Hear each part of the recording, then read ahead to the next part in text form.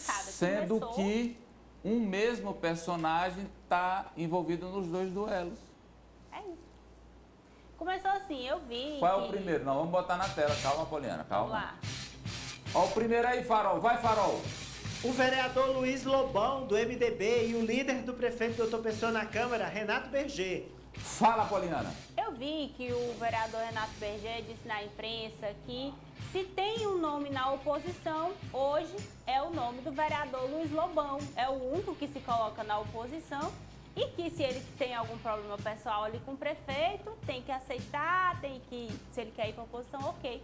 Levei esse assunto, fazendo de fato um estágio com a Sávia, levei esse assunto para o vereador Luiz Lobão para ouvi-lo sobre esse tema. E ele disse, olha, não sou oposição. O que eu falei no plenário da Câmara de Vereadores, a gente lembra que ele falou aqui nos Pessoas, criticou o excesso de familiares do prefeito no Palácio da Cidade. Ele disse, olha, o que eu falei ali foi de fato só o que eu vejo na rua, a manifestação das pessoas, não é? As críticas ao transporte público, eu apenas externei. E ele disse assim, olha, se o vereador Renato Berger acha que eu sou oposição, ele deveria ter pelo menos conversado comigo, não veio. Eu estava lá hoje na Câmara, ouvi, não tive essa oportunidade de conversar com ele. Se ele estava com esse ponto, deveria ter conversado comigo. Mas o que eu percebo, Amadeu, é que de fato a posição do O Lobão disse que a prefeitura não aceita crítica? Ele disse assim, olha, a gente não pode falar nada, ninguém pode dizer nada, tem que ficar calado. Olha, ele está dizendo que a gestão é mufina. Também, pode ser isso. Não pode nem triscar, que já fica se doendo. E aí, eu continuei a conversa, aproveitei até para a gente poder falar sobre aquele tema, que também foi colocado no mesmo dia, falas do vice-prefeito Robert Rios. Olha aí, Farol, o que, a Poliana arrumou também. Essa Poliana, ela queria a briga completa. Ela botou o Lobão para brigar com o Renato Berger e agora botou o Lobão para brigar com o Robert.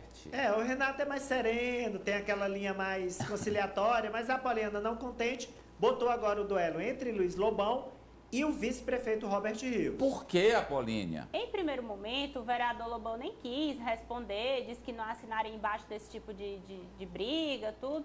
E aí, ele depois me retornou, ele disse, olha, Poliana, de fato eu quero esclarecer primeiro sobre a questão do familiar, a questão do contrato que foi colocado aqui, e ele disse isso que está em cartela. Vai lá, Farol. É uma injustiça, uma deslealdade. Cabe a ele, Robert, como gestor, se tiver errado, já que ele é delegado, que cumpra a lei. Está tudo dentro da lei. Só peço uma coisa, justiça e lei.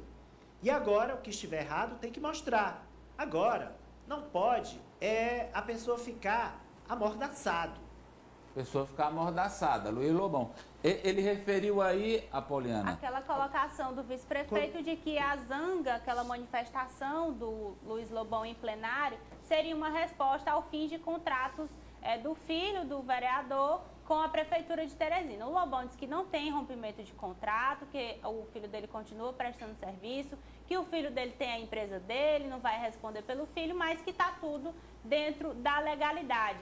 Para o vereador, a tentativa do Robert aí é de fato de desvirtuar o debate, que ele quer centrar, segundo o Lobão, nas críticas de fato aos problemas da cidade, não as críticas à prefeitura, mas de estar trazendo os problemas da cidade. Porém, não deixa de ser um duelo, apesar do Lobão tentar fugir. Ele no momento colocou, no momento injusto e botou, desleal. Ele disse, o que ele colocou para mim é que é uma questão de tentativa do Robert de mudar de assunto, que ele quer discutir os problemas da cidade, mas está muito claro, vejo na fala aí do vereador, que de fato há uma tensão aí entre os dois.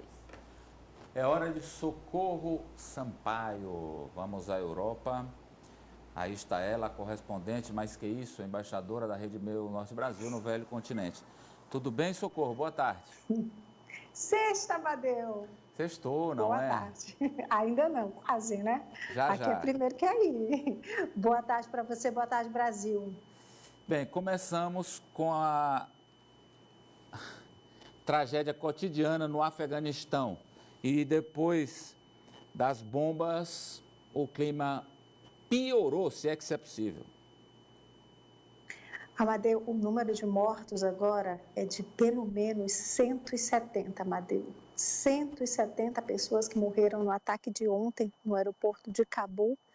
Dessas 170 pessoas, isso no mínimo 13 eram americanos, 10 fuzileiros navais e 2 mortos eram britânicos. O primeiro identificado, o primeiro americano que foi morto, que foi identificado hoje, é o médico da Marinha, Max Soviak, esse que a gente vê bem jovem, tinha menos de 30 anos.